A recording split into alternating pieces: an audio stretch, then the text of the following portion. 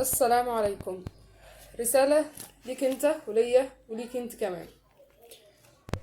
في كل صباح ها هو يوم جديد وفرصة وليدة للبدء مجددا على بركة الله ورضاه. جاي اقول لكم انت مش مجرد عدد، انت مهم وانت مهمة.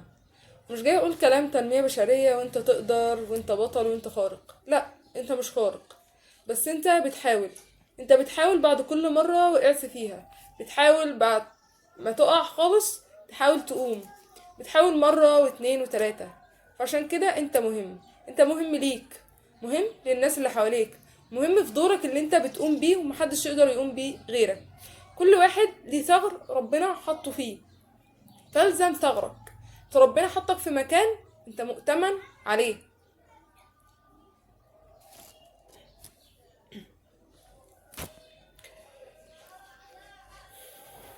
احيانا كتير قوي بنحس بالعجز، بنحس ان احنا مش قادرين نعمل حاجة، او كمان بنقول في ناس كتير تعمل نفس اللي احنا بنعمله. لو انا طبيب ففي اطباء كتير، لو انا مهندس ففي مهندسين كتير، لو انا مدرس ففي مدرسين كتير، لو انا طالب ففي طلبة كتير يقدروا يذاكروا وبعد كده يشتغلوا الشغلانة اللي انا هشتغلها. احيانا بنقول لنفسنا كده، لكن ربنا خلقك لهدف، وربنا خلقك مش عبثا.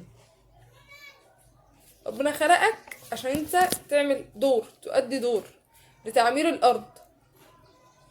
ولو انت شايف نفسك مش مهم قدام نفسك، فانت مهم لناس تانية، فانت كتف بيسند عليه ناس تانية حتى لو انت مش واخد بالك من ده. في ناس تانية محتاجة تشوفك، محتاجة تشوفك ان انت كويس، محتاجة تشوفك ان انت لا، انت قد المسؤولية. في ناس متكئة عليك وساندة ظهرها عليك، فبلاش تخذلهم، بلاش تخذل نفسك، بلاش تقول نفسك كلام سلبي. حتى لو غلطت كلنا بنغلط، حتى لو وقعت كلنا بنقع، احنا بشر مش ملايكة. ربنا في حديث كان بيقول، مش فاكرة نص الحديث، بس لو احنا ما بنغلطش ان ربنا كان هيجيب قوم تاني يغلطوا عشان يستغفروا، فاستغفر. ربنا عز وجل بيقول واستغفروا ربكم انه كان غفارا.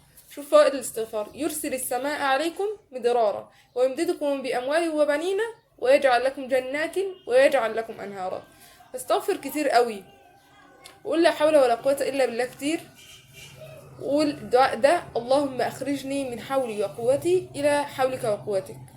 بعمل الفيديو ده سريعا كده ليه؟ لاني حرفيا مش قادرة اعمل حاجة اصلا الفترة دي، او بمعنى اصح انا مش عارفة، انا مش عايزة اكمل فيديوهات ليه بصراحة.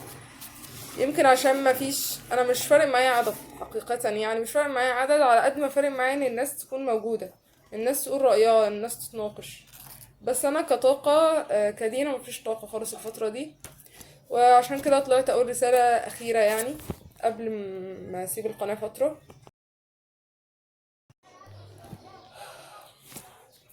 طلعت اقول كده يمكن تذكير لنفسي قبل ما اكون بذكر اي حد، او يمكن لان انا محتاجة اسمع الكلام ده. عارفة ان انا بكرر الكلام ده في كذا فيديو، لكن الكلام ده مهم، او انا شايفاه مهم.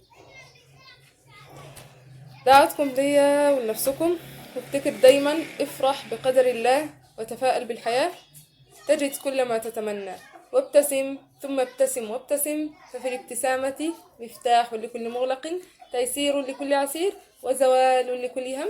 ويكفي أن نبتسم لأن ربي وربك هو الله، ويكفي أن نبتسم لأن ربي وربك هو الله. اتفائل ورتب أمورك واستعن بالله ولا تعجز.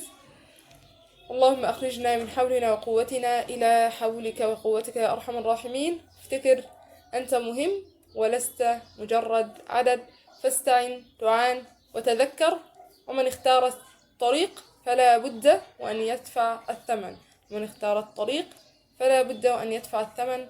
والسلام لكل قلب محاول، والسلام لكل لقلوبكم أيها المحاولون. دمتم بخير. سلام الله عليكم.